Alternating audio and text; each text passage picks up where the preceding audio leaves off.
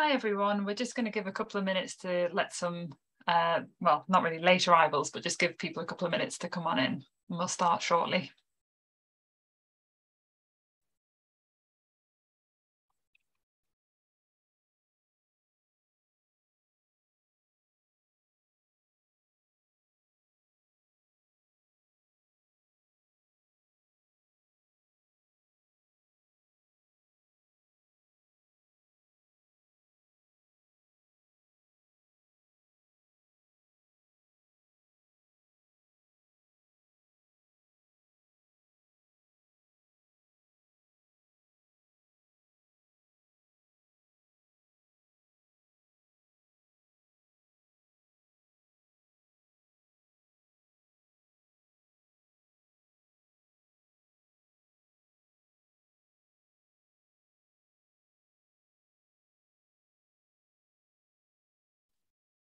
Okay, I think we might just begin now and then we can always let in anyone else as they come. Okay, I hope you can all hear me. Do say in the chat or Torsten wave at me if you can't hear me. But yes, welcome to this evening's event and thank you very much for joining us tonight. I'm Elise, the ITS Archive Team Manager here at the Wiener Holocaust Library, and I will be speaking to you alongside my colleague Torsten Jugl, the library's photo archivist. This evening's event ties in with our newly launched temporary exhibition titled There Was a Time, Jewish Family Photographs Before 1939, which is on display until the 4th of November and considers the importance of family photographs as historical and artistic objects in their own right. The exhibition features photographs from the late 19th and early 20th century from Jewish families across Germany and Austria. It's free to visit and I would really recommend calling in to see it. And if you can't pop in person, we keep an eye out for these events that we're running, the little programme alongside the exhibition, because it's some really interesting stuff coming up. This evening's event is also part of the library's programme, which focuses on family history, and that programme is called Excavation-Confrontation-Repair, Family Histories of the Holocaust. This event series features book talks, along with other presentations, and videos of previous events can be found on our YouTube channel. Just a couple of points of housekeeping almost. Tonight's event is being recorded, but none of you can be seen, so don't worry about that. And Torsten and I are going to speak, and then there'll be a section at the end for Q&A. If you can pop your questions in the chat, that would be great, and we'll answer your questions at the end.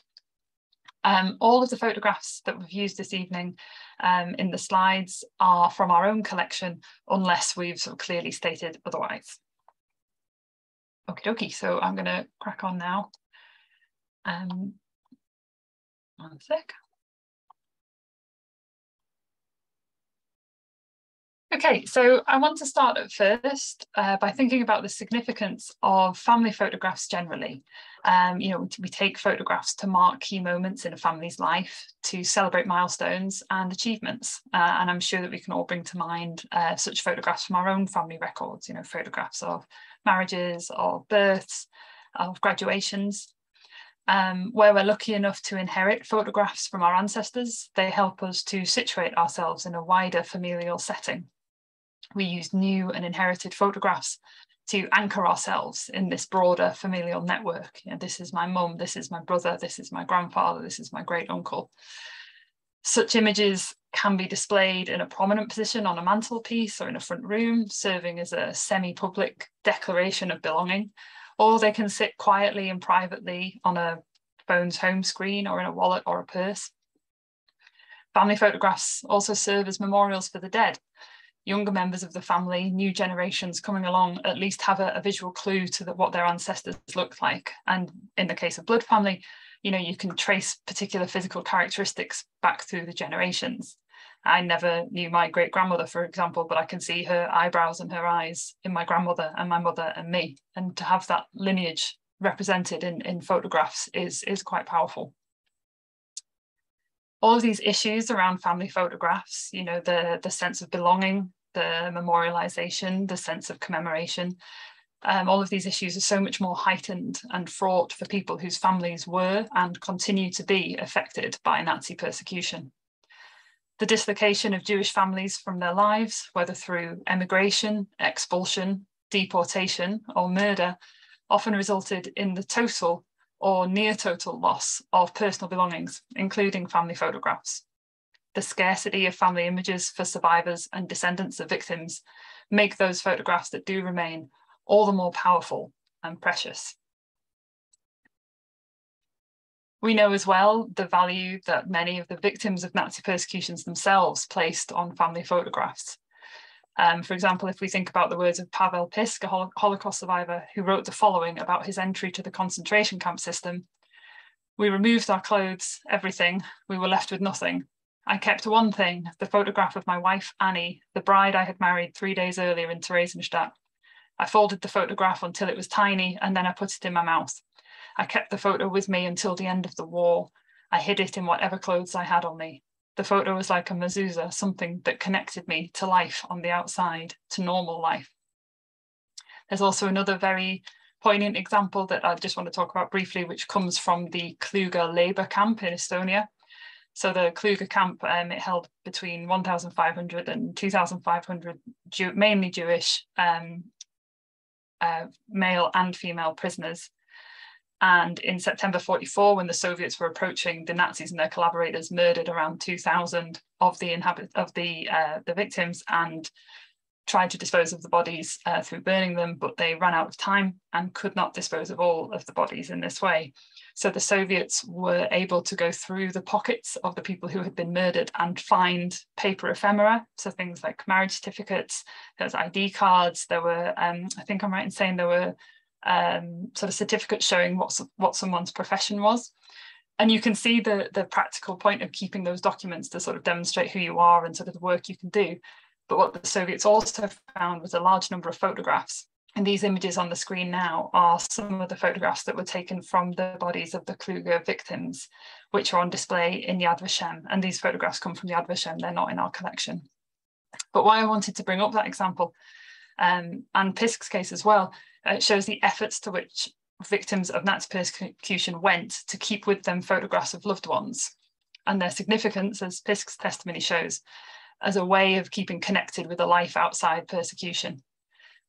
The importance of photographs to descendants of victims is also deeply significant.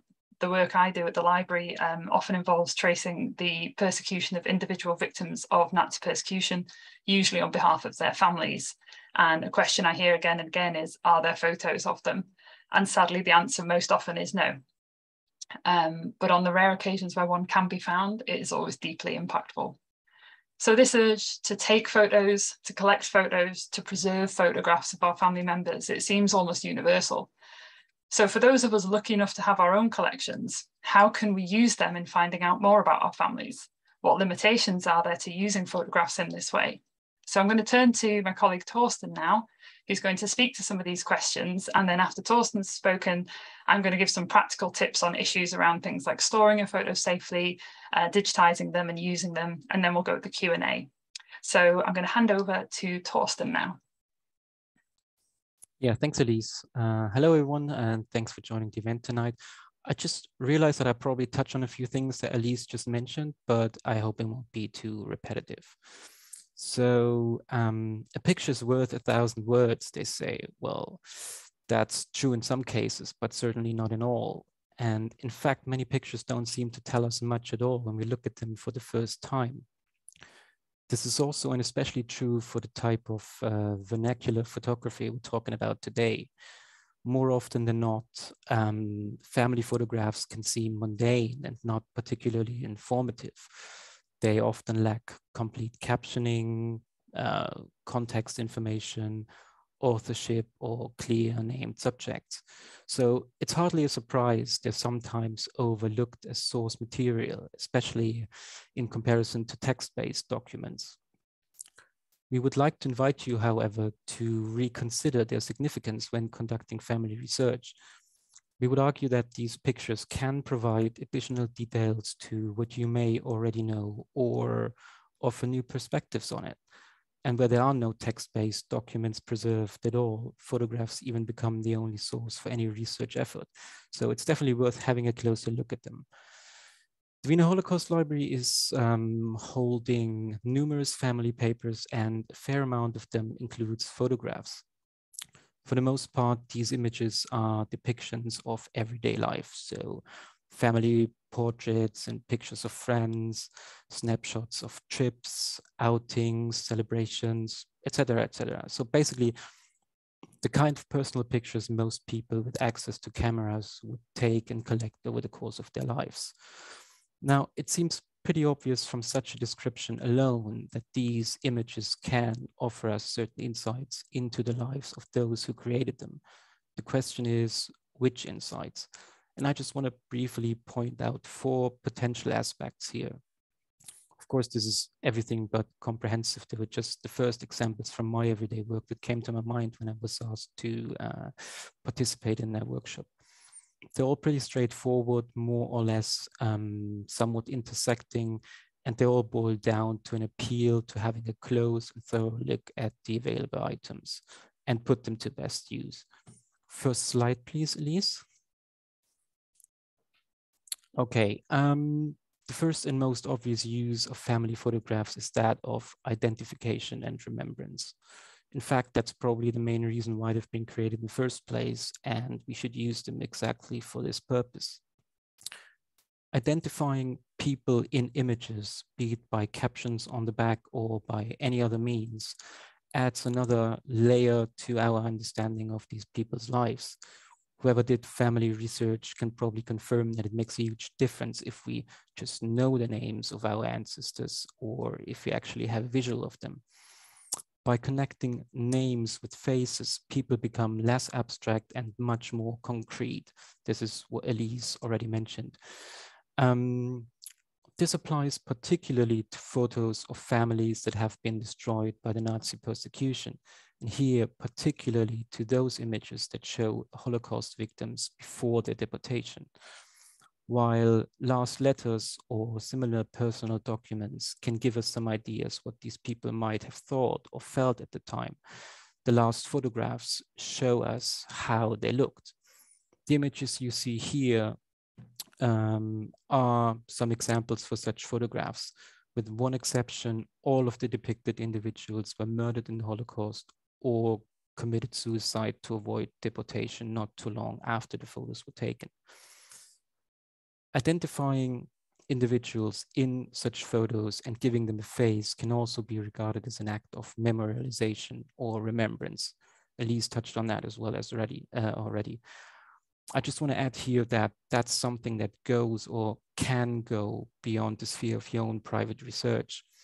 Over the last years, numerous public, and that means today online, memorial projects have been set up in various countries and cities.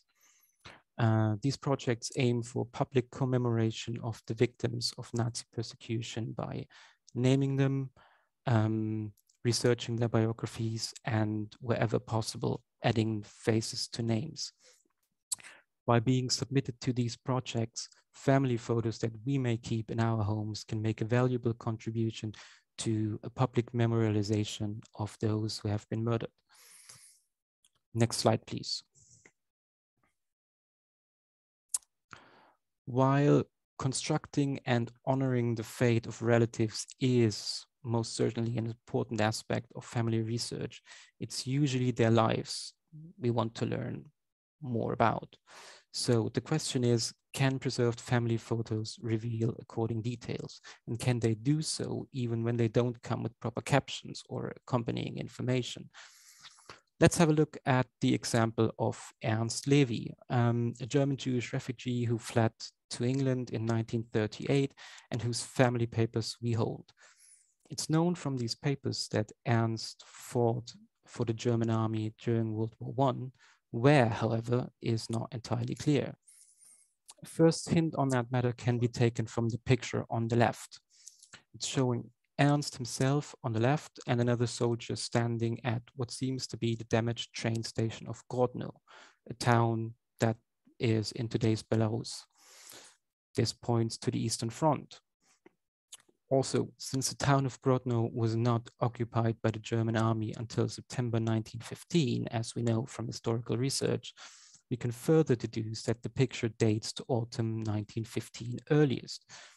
And these preliminary findings are supported by other photos from his military service that show what appears to be Russian Orthodox churches, farmhouses in rural Russia, or according to their uniforms, Russian prisoners of war.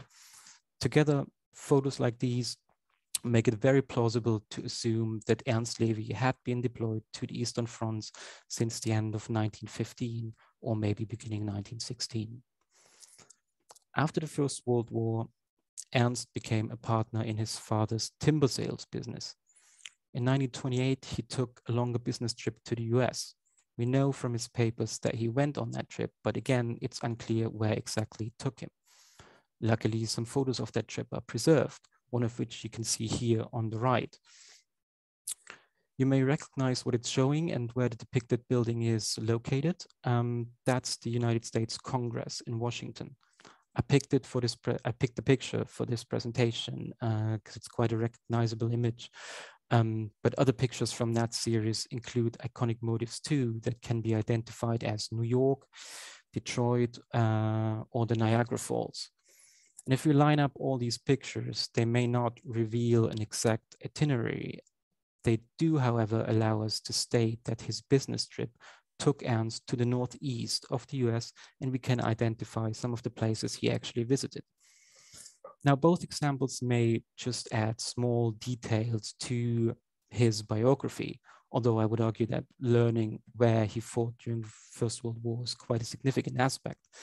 The point I was trying to make here is simply that family photos can be useful in tracing trajectories of our relatives, even without much additional information. By identifying landscapes, landmarks, architectural structures, signs, or whatever else is standing out, we might be able to uncover certain locations, dates, and activities that were relevant for the biography of previous family members. Next slide, please. In a similar way, family photos can also be useful in getting a better grasp of some other aspects of people's lives, such as their social status or their political attitudes, for example. Especially in a time before photography became a mass phenomenon, photographs were often supposed to show something, to express and to represent what people stood for, what was important for them. And if we know some of the visual codes used in such representations, these pictures can reveal some interesting details about their creators. Take these two images here, for example, taken around 1910.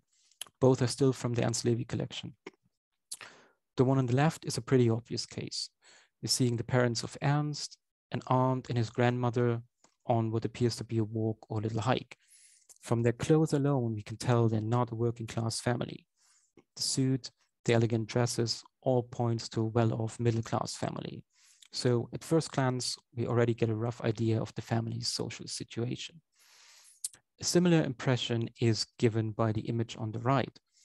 It's showing young Ernst with his two sisters and a cousin. The way the kids pose, as well as the clothes they wear, are again quite typical for a certain social class at the time. Particularly interesting here is the sailor suit that Ernst's sister is wearing. That's the girl second from right.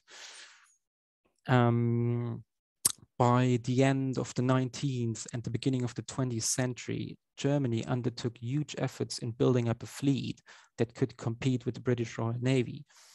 This was a massive national undertaking, and it was accompanied by according propaganda efforts. As a result, everything Navy related became quite popular in patriotic upper and middle class circles, including wearing sailor suits. Now, dressing your children with such textiles on the occasion of a family photo shooting does not provide us with a detailed account of the political or cultural self-conception of the Levy family, obviously. We can deduct, however, that they were not unsympathetic to the national efforts of the German Empire at that time, that they might even supported them. In other words, we get the impression here that they were quite an assimilated, pretty average German middle class or upper middle class family from that time. Next slide, please, Elise. And last but not least, evidence and documentation. In a way, documenting something has always been an integral part or an integral aspect of photography. Till today, we're taking pictures for exactly that reason, usually on positive occasions such as weddings, holidays, or parties. Documenting negative or even dangerous situations is surely less common, but all the more relevant when conducting research on a family that has been persecuted during the Nazi era, for example. From the perspective of family researchers, such images can not only be regarded as visual evidence of the threats their relatives had to face during that period, since it was obviously dangerous for a Jewish person to document the omnipresent anti-Semitism at the time. Taking and preserving such pictures can also be read as an act of defiance or clandestine resistance even, something that allows us to draw at least some conclusions about the personality or the character of the respective photographer. What you see here are some examples of such photographs. On the left, we see the public glorification of fascism, and the Duce in Italy was presumably taken during a trip to Milan. And on the right, we see an example of the publicly displayed everyday anti-Semitism in Nazi Germany. The sign on the right side of the board in that picture reads, "Jews are not welcome in the town of Fürstenberg." Next slide, please. Or here, these two images come from the papers of Ludwig Neumann, a German Jewish businessman who co-owned a clothing factory before his emigration. The photo on the left shows what appears to be a room prepared for a meeting of some of his employees that were apparently members of the Nazi trade union NSBO. So it kind of documents the takeover of his company, even from within, if you want. And the photo on the right depicts Ludwig shortly after his release from a concentration camp in 1938. It's a powerful and admittedly rare evidence of the violence he had to endure there.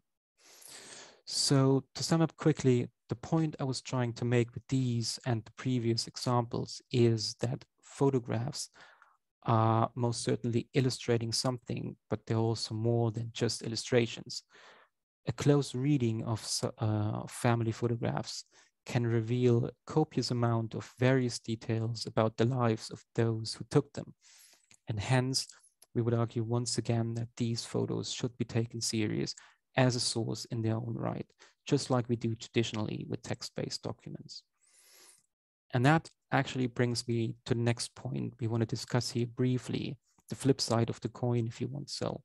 Next slide, please, Elise. I think we can keep this a bit shorter, but after pointing out the potentials of photographs for family research, it's equally important to bear in mind their obvious limitations. And again, I'd like to draw on 4 aspects that we usually encounter when dealing with photographs. Number 1, and most obvious, for the most interesting bits of a person's or a family's biography, often no images have existed in the first place. That's even true for today. We're all carrying smartphones with cameras in our pockets and are taking pictures constantly. And it applies even more so to times when taking photos took much more efforts. Moreover, it wouldn't have been possible to take pictures in many situations anyway, if we think of an internment in a concentration camp, for instance. Survivors of the Nazi persecution often wrote personal accounts about their experiences in the post-war period, and these accounts are invaluable sources today, but photographs cannot be created like that in hindsight. Hence, visual sources are often much rarer than text-based ones. Number 2, and closely related to that, not everything that has existed is preserved. That applies to all kinds of sources, not just photographs, and I think it's a pretty self-explanatory point. Things get lost over time, be it because of extraordinary circumstances like the Nazi persecution or simply when getting passed on from one person to another. It's in the nature of things, and it limits the availability of visual sources even further. Number 3, and probably the most familiar and most frustrating aspect, missing or insufficient information on content and context. I argued earlier that family photos can reveal much more than they're letting on at first glance, and I would stick with it. However, there are obvious limits. More often than not, family photos lack proper captions or any other accompanying information. We might know that a certain image is somehow linked to our family, but when confronted with a picture that shows unknown faces at an unknown location, and there's nothing else that's particularly standing out, then even the most interesting photo remains just that, interesting, but not revealing. And last but not least, number 4, all photographs capture a certain situation in a certain moment in time. They show us something, but they don't explain it. That's pretty banal, but also a general limitation of the medium photography itself, and hence worth mentioning. We might look at a wedding photo and can derive a lot of information from it, but it doesn't tell us how the bride and groom have met or how the marriage was. We might look at a picture of an anti-Semitic street sign in Nazi Germany and can draw some conclusions from it, but it doesn't tell us how it was possible that the sign had been put up there in the first place, or how contemporaries felt when they were confronted with it. To answer these questions, we rely on other materials, and hence photographs can, of course, only be one among many sources for our attempts to uncover our family's histories. And with that, I would hand back to Elise.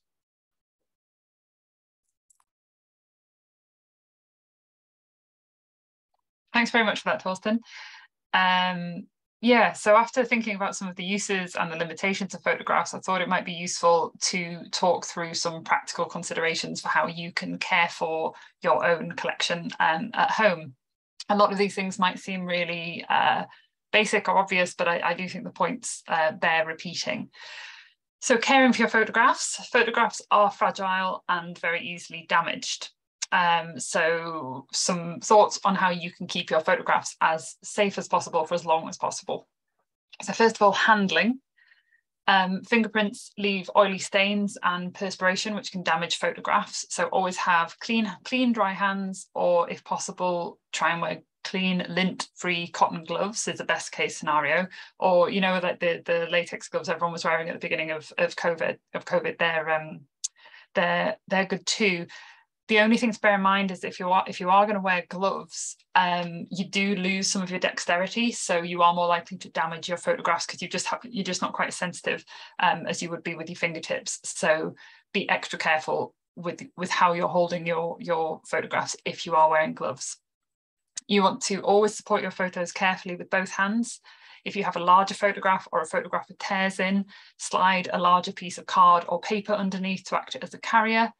No food or drink near photos, please. And please don't write on them, especially not in ink and especially not on the front. God bless her, my grandma once had a photograph of family members. None of us knew who they were. And she wrote in biro on the front of the photograph, identifying them all.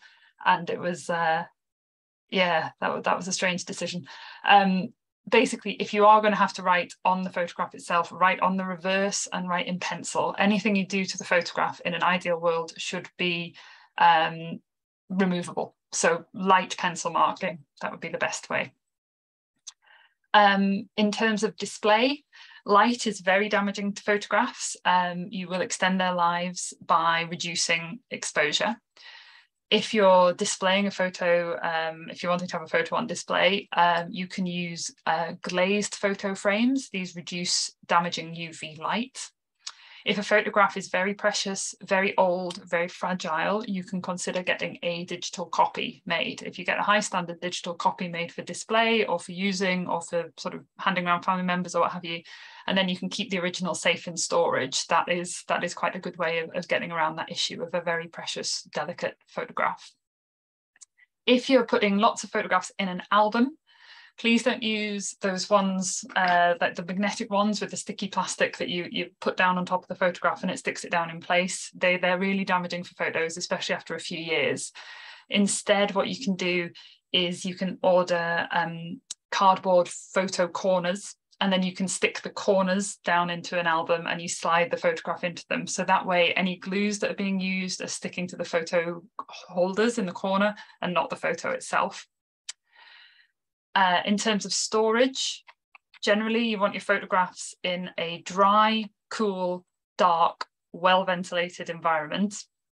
By the way, all of this is absolute best case scenario stuff. You know, I have photographs in a plastic bag under my desk, so this is just what we're aiming for rather than what I'm sort of assuming should be done, but this is best case stuff. What you want to do is you want to avoid storing your photos anywhere where there will be fluctuations in humidity and temperature. So you really, if you can, avoid storing them in attics, in basements, along external walls, near radiators or fireplaces. Anything like that is not ideal. Bear in mind that to make this easier, what you can do is create little mini atmospheres by getting photo storage boxes. So you're not having to, you know, I mean, in the library, we have our archives downstairs, and the rooms are held at the correct environmental conditions in terms of temperature, light, humidity. But even within that, we store our photos, first of all, in a storage box, and then in card folders. And even within the folders, we have individual photos wrapped in acid-free paper. So that's like lots of layers of protection that you can use and implement yourselves. So that would be worth thinking about. So poor quality storage material can be very damaging to photos in the long term. Plastic, for example, friable plastic, it degrades and can stick to photographs. Acidic mounts and backboards also cause damage, as will sticky tape, blue tack, rubber bands, any metal items. If you've got any paper clips on your photos, you want to get those off as delicately but as quickly as possible. So if you have a look at this here on the screen, you can see around the edge that I suspect that's been sticky tape, and it's damaged the card mount, which isn't really the end of the world, but you can see it's also caught some of the images, which is much more problematic. So instead of those sort of quite damaging storage methods, ideally, if we're talking about loose photographs and negatives, you want to keep them in folders or individual pockets to protect them from dust and light. So that ideally would be acid-free or photographic storage paper or albums. So if you do have photos that you are particularly concerned about that are very precious or very old or very fragile, it might be worth investing in those. And I've popped a little website on the bottom there, preservationequipment.com.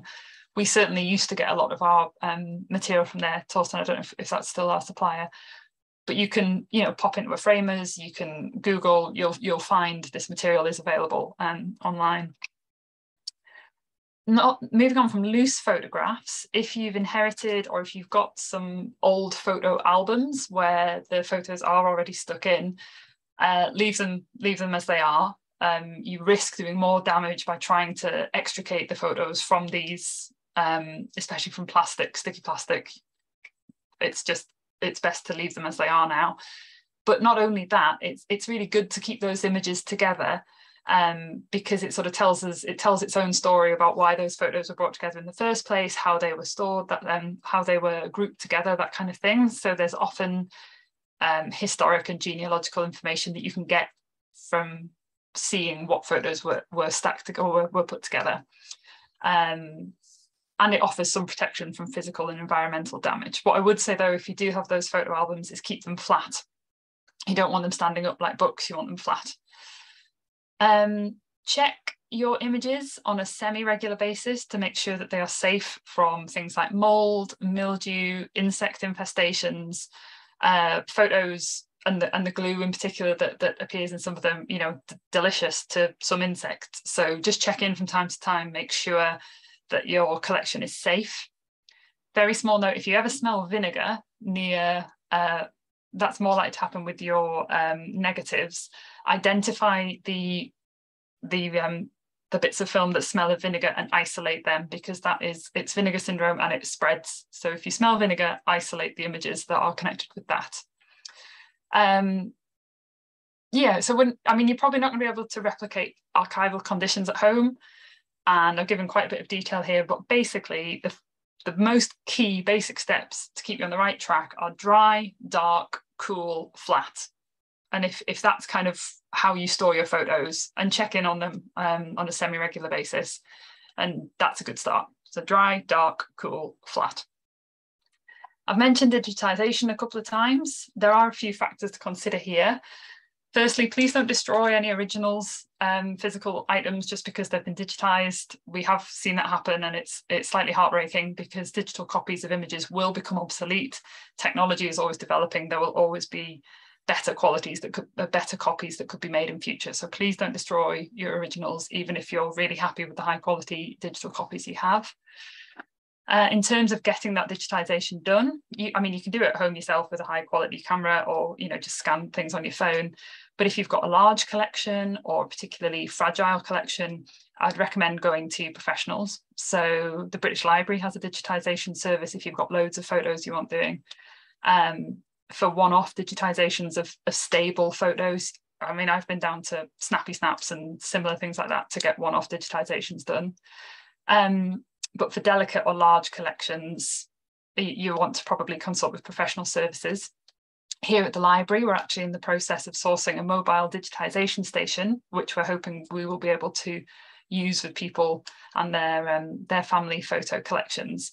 We're still at the early stages of working out the policies and procedures that are going to go along with that, but it'll be clarified in the next few months. So do watch this space. And finally, the last practical consideration I want to talk about is the future of your photos, where they're going to go and what's going to happen with them. I'm guessing by your attendance this evening that you're all quite interested in your family photos and you're all fairly invested in them, but there's no guarantee that the next generation will. And then what's going to happen to the photos? Where are they going to go? Or if you're downsizing and you've got no space for them, what's going to happen with the photos? So basically, if you're looking at a big piles of boxes of photos at home and thinking, where on earth are these going to go? Please do think about us. We are a collecting organisation and we offer a safe home to family photos and documents. So our archivists are always happy to talk to people about potentially donating material. So that's definitely worth bearing in mind about making sure that your photos are safe in the future as well. And on that note, I'll hand over to Torsten, who can talk a bit more about photos at the Wiener Holocaust Library. Yes, thanks. So as mentioned before, a lot of the family papers in our archive include photographs as well. And these sets of photos differ quite a bit in terms of scope and content. The largest contains more than 2,000 images from one family, while others just comprise a few single items. Some cover decades and depict families members from several generations. Others simply show a few individuals at a specific point in time. The oldest photos we have date back to the 1880s, whilst the most recent ones are just from the last decade. That's actually an important point because although our collection remit is obviously focused on the Nazi era, we're also interested in documenting people's lives before and after that period. You can, by the way, put on the next slide, Elise. Yes, I think so. So in total, we're currently holding around 25,000 images that could qualify as family photographs, and we are, of course, interested in extending our collections. That doesn't mean, though, that we can take everything in that's being offered to us. Like every other archive, we have to appraise the material carefully, and we have to make a selection, but we're usually quite generous on this matter. Of course, collecting historically relevant materials is just the first stage of the mission of the Wiener Holocaust Library. We're not collecting for the sake of collecting. We're aiming to put the material to good use to the public. Next slide, please, Elise. Elise already mentioned that. But in order to do so, we ensure in a second stage that the items are preserved properly to keep them available for future generations. That's, yeah, as I said, that's basically what Elise just spoke about. We free the photos from potentially damaging materials such as metal or plastic, pack them in special archival storage material and store them under ideal or near to ideal climate conditions in our repository. We're then cataloging the items in accordance with archival standards so that they can be searched later, and we're publishing the catalog entries in our online catalog. which is available via our website. And of course, we're also creating digital surrogates of our collections in order to minimize the need for handling the potentially fragile originals. Most of the digitization is actually done in-house by our dedicated digital transformation project assistant. Now, the whole procedure of processing collections can be quite time-consuming, and sometimes there can be a little delay between taking donated material in and having it ready for use. That's simply because we're a rather small institution with limited capacities. But again, we're aiming to get things done in a timely manner. Next slide, please, Elise. Yes, and then the last stage is making the photos accessible. And that happens by various means. Since we're an archive, we first and foremost make our collections available in our reading room, where they can be consulted and studied by researchers. Like most archives these days, we're also creating various online resources based on our collections. The latest of these resources is our refugee map project that draws on a significant amount of family papers from our collections, including the photographs. You see a screenshot from the website on the right side here. And last but not least, our family photos are prominently featured in our exhibitions, of which we usually produce 3 per year. Particularly outstanding example for that is actually our current exhibition. There was a time Jewish family photographs until 1939, which coincides with this event. If you have the chance to visit it, we would be more than happy to welcome you here at the library. And both the Refugee Map Project and our current exhibition have been created mainly by our wonderful colleague, Helen Lewandowski. She did an amazing job and she deserves full credit for it. And the last slide, please, Elise. So to come to an end, the Wiener Holocaust Library is a living memorial of some sort, and as such, it's aiming to preserve the stories of those who were affected by anti-Semitism and the Nazi persecution. Obviously, that's a task where we're relying heavily on the assistance, support, engagement, and trust of these people or their descendants. So if you're holding family papers, family photos, or both, that would fall into our remit. And if you're thinking about donating them to an institution, please do not hesitate to contact us. We're more than happy to advise you on the details of the procedure. And I believe the according details, the according contact details will be shown to you in a second. Yeah, that's it from me for the moment. Thank you for your attention. Thanks very much for that, Torsten. I think that's everything that we had prepared in terms of our remarks. So if we can open up the chat, if you have any questions. Let's see, I need to open up the chat actually.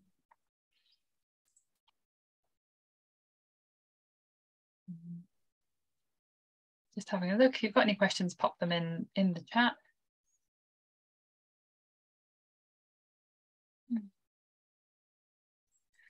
So there's a question here from David. Thank you very much, David. Saying the Wiener Holocaust Library is a great deal of the Ernst Levy collection. Some of his collection is at the Jewish Museum Berlin, and even more of it is still with family members, myself included. How best to deal with photos spread among various locations, countries, and family members? Torsten, I'm going to pass to you.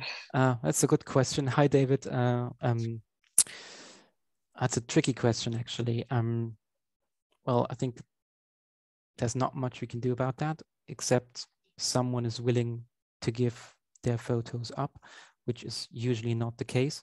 So I think the best that could be done in this case is, or the best case scenario would be that all the photographs are digitized and then they could somehow be brought together virtually online in an online repository or something like that. But other than that, yeah, I'm not sure. I know of there are efforts that are being developed at the moment at the Arleston Archives, for example, where they're hoping to create almost like something of a portal where a person can search for, say, Ernst Levy by name, and the host of the portal, the host institution, will be able to point to all the various institutions around the world that hold material connected with that person. Obviously, that depends a lot on cooperation between institutions around the world. It also depends on sort of a standardized indexing format. So definitely teething problems, or not teething problems. There are opportunities to overcome challenges with that, but there is something that various institutions are working to try and mitigate against that kind of scattered archive. But also I think it's worth bearing in mind that the very nature of material connected to the Nazi persecution and sort of Jewish life is by its very nature quite a scattered collection. If you think about the immediate post-war period, where sort of the center of world Jewry, so to speak, went from being Central and Eastern Europe to sort of scattered worldwide and focusing more in then Palestine and America. So it's scattered. This information is scattered by its nature. And there is only so much we can do to mitigate against that, but efforts are underway using various online resources to try and bring this back together. But I think these kind of collaborative projects that you just mentioned, Elise, from like the Arleston Archives, it is the future. Yeah. Especially if collections are digitized, then the next step is obviously bringing them together. Celia is asking about whether any of the digitization, at the Wiener is involving volunteers. I know we do have like a good base of volunteers generally. I think one of the issues at the moment with digitization is that we only have one digitization station at the moment. The picture you saw of Rwanda, that's the one that's in use, and that's used by staff. But as I said, we're trying to buy a second digitization station. So maybe when we have that up and running, there might be more opportunity for volunteers to get involved with the digitization. What volunteers can work on is preparing material for digitization. So that is removing metalwork from the documents. It's sort of flattening things out, making sure everything's in a good position to be able to sort of go through digitization quite quickly. But if you are interested, Celia, in getting involved, email anyone at the library and they'll be able to point you in the direction of, or pass your message on to the volunteer coordinator. Lucy is saying, as a clothes historian, she wanted to flag up with caveats that garments in family photos can be really useful for dating snapshots. Absolutely, and military uniforms too. Yeah, it's all these little clues. Like the closer you look, the more you look at a photo, the more you see. Like in the background of the first photograph you showed at the train station in World War I, and you can see by the trees what time of year it is. So tiny little clues can be really useful. Yeah. Jerry, is keeping photos flat also so important for storing photos that are in albums? Yes. Flat is always best, even in albums. And as I said, I just wanted to give some sort of practical tips. It's a good practice to follow. Dry, dark, flat. That's key. It's good. Are there any other questions that are coming in? Nope, doesn't seem to be what time we're on. Well, we're a little early, but I think if that's the end of the questions, then maybe we should wrap up for the evening. Okay, great. And well, thank you all very much for coming and for your attention. And yes, do try and visit the exhibition and do keep an eye on our social highly media. recommended. Yeah, it's great. Good. Oh, thank you. Everyone's been very nice in the chat now. Thank you. Okay, have a good evening, everyone. Thank you.